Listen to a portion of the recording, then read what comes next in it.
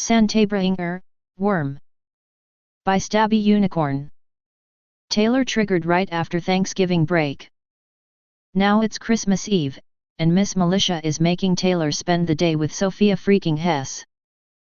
Obviously, this can only result in one thing, an Endbringer level evil Santa turning everyone into her loyal elves.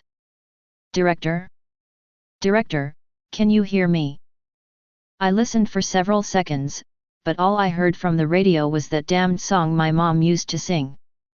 He sees you when you're sleeping, totally not creepy. Thankfully, when 5-year-old me shared her concerns, my mom had the decency to switch to Oh Holy Night. The radio was not so polite. It shouldn't be playing music, anyway, it was for communication, not entertainment. I know I shouldn't speak ill of the dead or possessed, but this was all Miss Militia's fault. She decided it was a good idea for me to spend Christmas Eve cleaning the PRT archives with Sophia Hess. A bonding experience, Miss Militia called it. A way for us to settle our differences. Well, Miss Militia, apparently this is what you get, possessed by my mother's Santa hat. I'll want that back, by the way, because you touched one of the archive scrolls with your bare hands. You told us to wear gloves, but I guess that was too much for you. Given the screams we heard on Miss Militia's way out, I'm guessing a good number of people are now dead. My bugs have found strange lumps of something that I hope aren't bodies, but...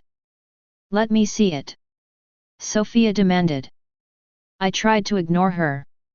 It's easiest when I ignore her. She doesn't stop, but I can almost pretend I don't care. Is it what I think it is? She continued. Is it a list? Did Santa make it? She did, didn't she? And what do you think Miss Militia meant? Who'd be disappointed? She was far too gleeful for the death and destruction that had likely been set loose. Her Christmas obsession was possibly worse than even Mom's had been, and Mom used to sing Christmas music all year around. It was surreal seeing Sophia as jubilant as she'd been this past week, and she was even more jubilant now. According to the director, Sophia's mother had said that Sophia's life had been saved by Santa, a red-cloaked supervillain who'd apparently retired around a decade ago. Come on, let me see. Sophia said. Sophia was still standing there, arm outstretched. Fine. I sighed and handed the artifact over. O.M.G., it is. Sophia enthused. Ha, the tag says benign. Hey. I am not naughty. On the scroll was an endless list of names. It seemed to grow forever as you unwound it, starting with ours and continuing with hundreds more. I snorted with as much vehemence as I could muster, and Sophia turned to me, affronted. I'm not, she reiterated. I said I was sorry, anyway. Besides, I helped you a couple times. Just because you're trans, too. Look, Taylor. We were just having fun. A year of making my life hell, culminating in a particularly gruesome life-altering experience the Monday after Thanksgiving break, and it was just having fun. I hissed. My life was hell thanks to. Not anymore, though, she pleaded. You're a hero now. It was 2 weeks ago. Come on, it was at least 3, said Sophia. She looked up at the ceiling as she performed some mental math. Closer to 5, actually. Why you? Let's get out of here, first, she said. Ugh, Christmas is supposed to be hot cocoa, Christmas trees, and Santa. Instead I'm locked in a room with someone who won't even try to get in the Christmas spirit, and... Great. She was ranting about Christmas spirit again. Like she would know the Christmas spirit if it hit her in the face. Kindness, Sophia, I said, with as much condescension as I could muster. Beg pardon. The Christmas spirit is kindness, I said. The opposite of your whole thing. Sophia rolled her eyes. Like you're so kind, she said. She began yammering away again, but I did my best to tune her out. It wasn't her greatest comeback, I never claimed to be kind, nor to have Christmas spirit, and neither did I care to. Bah humbug, I suppose. I looked to the archives doors, still closed, and presumably still just as locked as they'd been when the possessed Miss Militia had abandoned us here. Try your phase thing again, I jabbed, interrupting Sophia's ranting. Sophia answered me with a glare. The walls were lined with electric wire, and she couldn't phase through. What? I'd have fun. With a huff, Sophia grabbed something heavy from one of the shelves. It was vaguely gun-like, but... even know what that'll do? I asked her. Hopefully it'll do something big, she said. She pointed it at the doors and pulled the trigger. She flew backwards with a scream as a torrent of water shot from the gun. Artifacts flew off the shelves and into the flood, several tinker-made ones hissing and sparking menacingly. Why had the PRT moved the archive to Brockton Bay? I swear it must have been a Simurg plot. Turn it off! I shouted. Sophia didn't reply. She'd somehow found herself pinned to the ceiling, the gun still in her arms, holding her aloft by its constant stream of water. Said water was beginning to pool around my feet.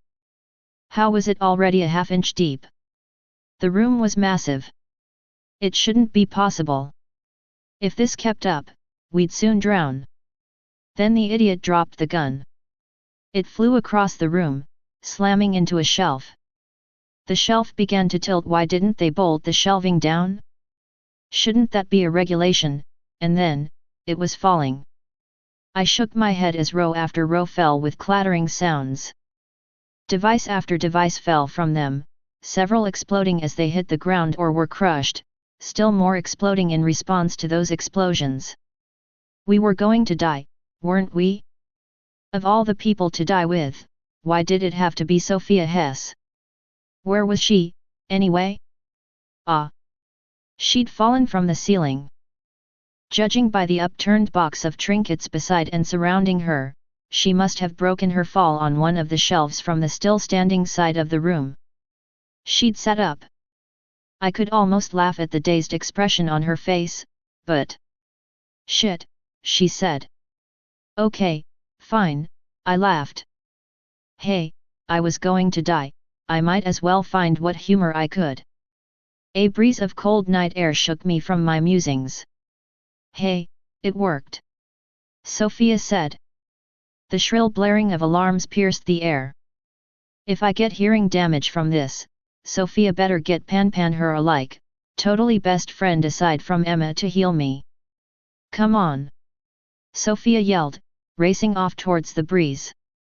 One of the archive's walls had been blown. Jagged bits of concrete and rebar jutted out everywhere. This was bad. The trouble we'd get into. I tried not to think about it. The sky was eerily dark. Shouldn't the streetlights be on? I could see a light working here and there, but Brockton Bay's usual bright glow was eerily absent. The city was lit only by moonlight and the light of the brightly shining stars. The street was some 20 stories below, and nearly empty. Where was everybody?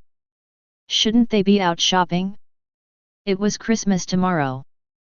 Faintly, I could hear a whispering song, slow and slightly off-key and with something wrong and twisted in its tone. We see you when you're sleeping. We know when you're awake. I felt a chill go down my spine. As if the song hadn't been creepy enough already. There, whispered Sophia. How could she see through the darkness outside? I couldn't see anything, not with my eyes, at any rate. I reached out with my bugs. There. A woman, hiding behind a dumpster between the two buildings across the street.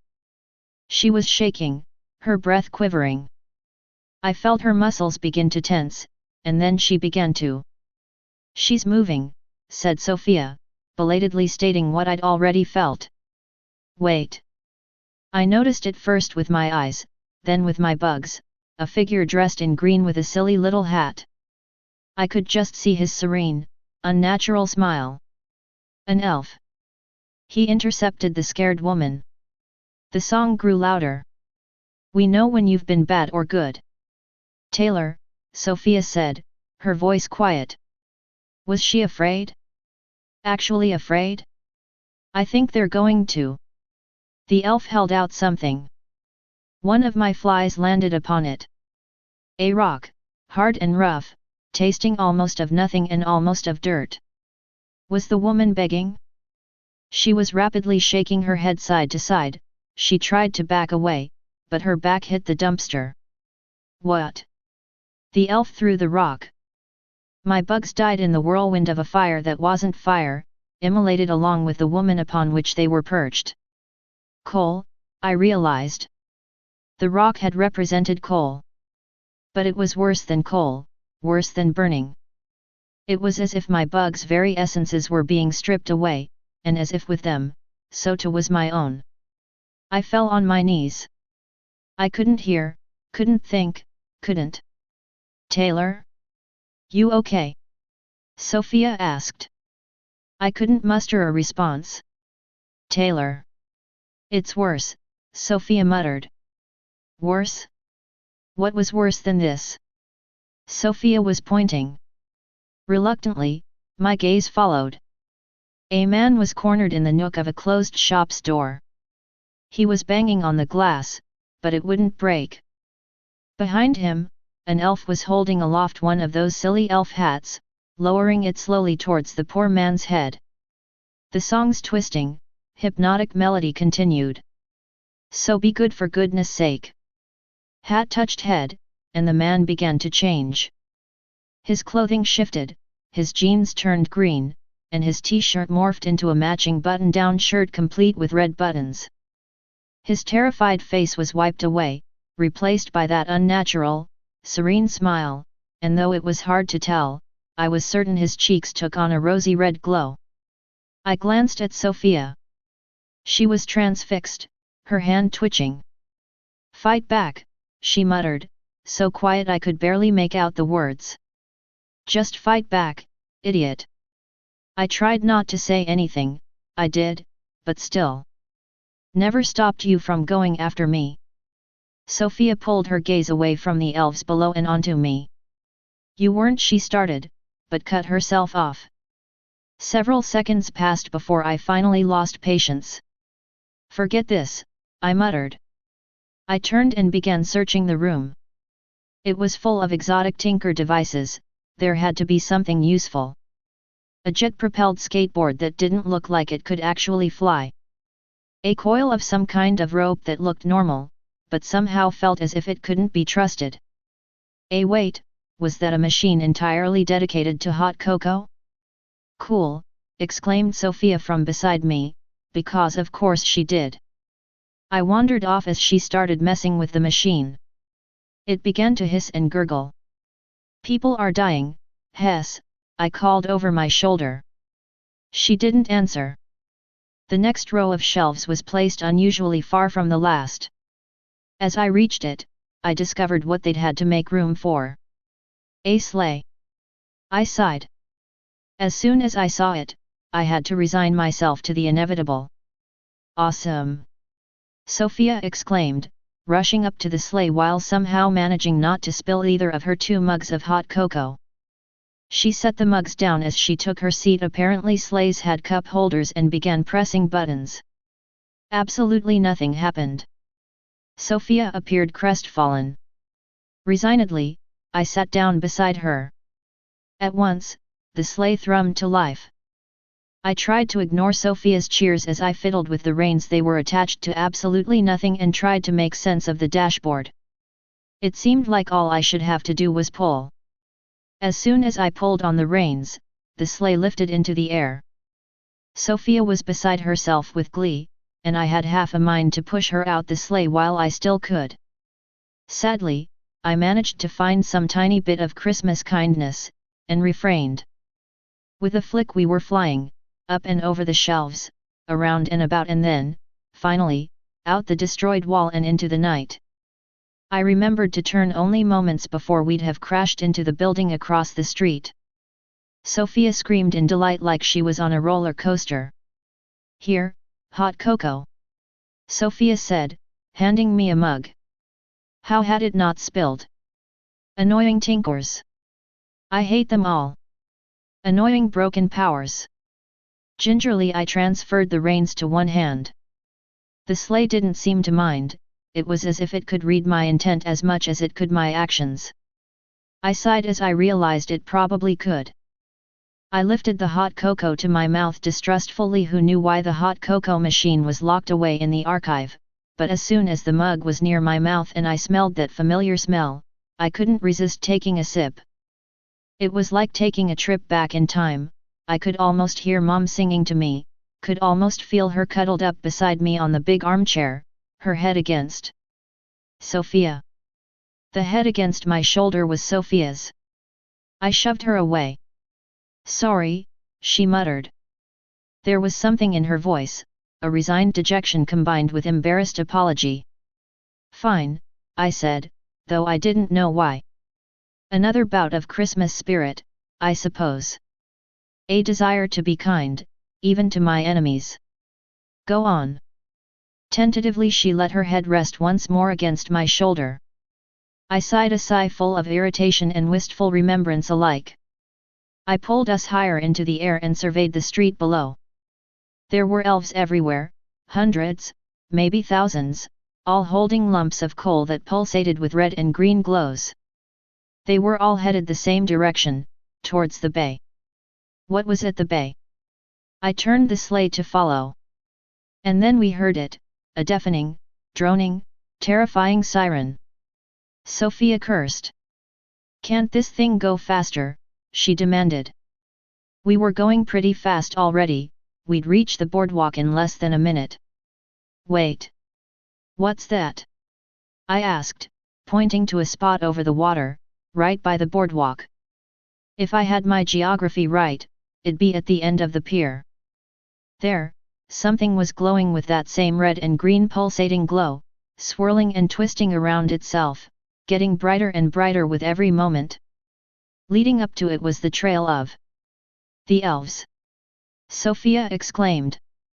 They're feeding it coal.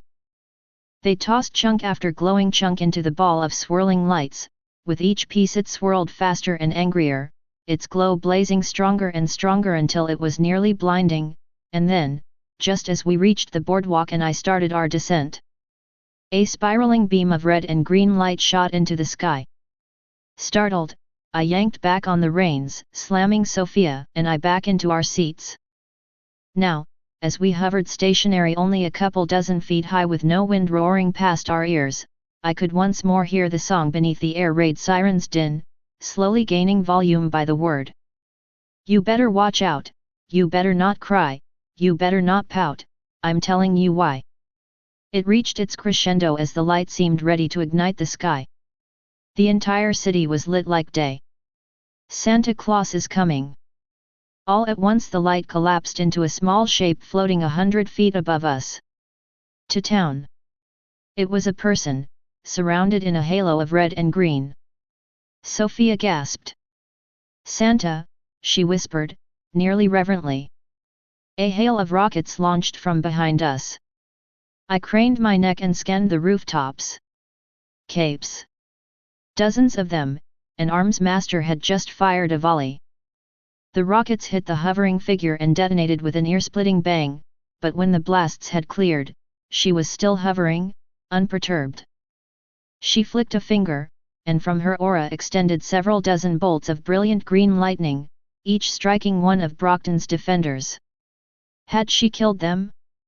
No, through the glare I could just see their transformation begin, armor and weapons shifting into green and red clothing. Endbringer Santa, whispered Sophia. She never did stuff like this before. But though the figure was a woman, and though she wore a cloak of red, she couldn't be Santa. Her face was masked in shadow, but her shape, her stance, her hair, it billowed out from beneath her cloak in long elegant curls. I couldn't help but recognize her. It should have been obvious, it had been obvious, but I hadn't wanted to see it. This was Mom, I whispered. It was impossible, it was wonderful, it was terrible, it was. Sophia's head spun to stare at me. Mom, she demanded. Endbringer Santa is your mom. Unfortunately, Sophia had shouted. The woman mom had heard. Within a second she was hovering inches from me, staring into me with eyes that glowed an unnatural red.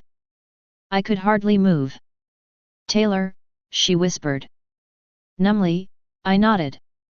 Her head tilted, I could feel her stare penetrating through my consciousness and... But you've grown so old.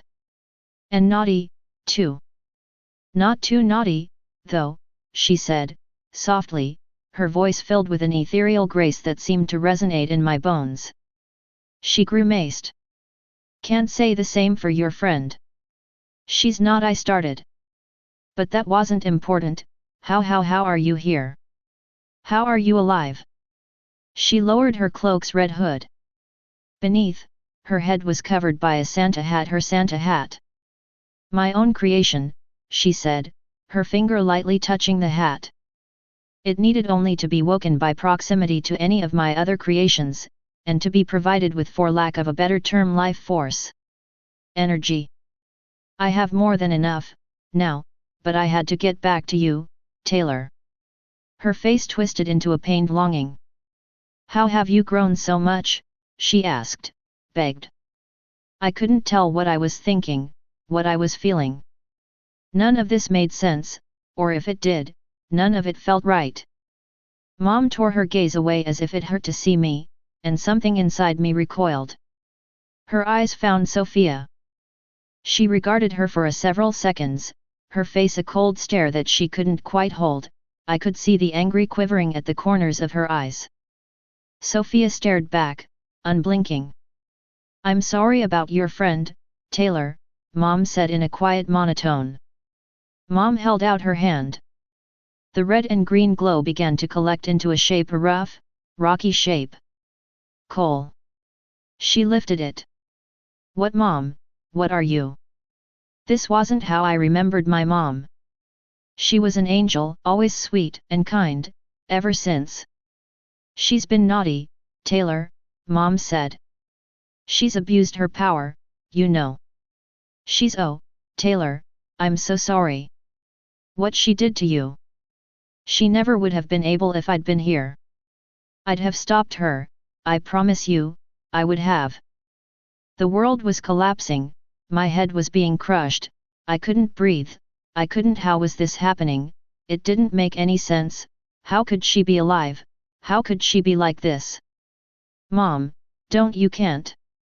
You better not pout, Taylor, Mom said. You better not cry. Don't you remember, Taylor? Don't you remember your favorite song? But it's not, I said. It's not my favorite. I remember like it was yesterday, Mom said. You were so little. And then I realized, Santa had retired a decade ago. She'd retired when I was 5, she'd retired when I'd told her I didn't like her song. Had her identity been wrapped within its notes? She'd switched songs, and she'd stopped being a villain. You have to stop, I said, my voice shaking. Mom, you have to stop all this. All these people, you've killed so many. My eyes drifted to glance over the side of the sleigh and down to the sea of elves below. So many. They were naughty. Can you undo it? I only just got back to you, Taylor. Oh, Taylor. Mom, what you've done. They were bad people, Taylor, Mom said. It may not be kind, but it's necessary. I began, but Sophia cut me off, breaking herself from her stupor. It's not the Christmas spirit, Sophia said, softly. Her fingers tightly gripped the scroll delineating naughty and nice. Mom snorted. As if you would know. You're right. I wouldn't, Sophia said. And I don't. But your daughter might. Kindness. That's Christmas, she said. Not this. Sophia tried to tear the scroll, but it refused to tear, so she settled for chucking it out of the sleigh. Mom didn't flinch.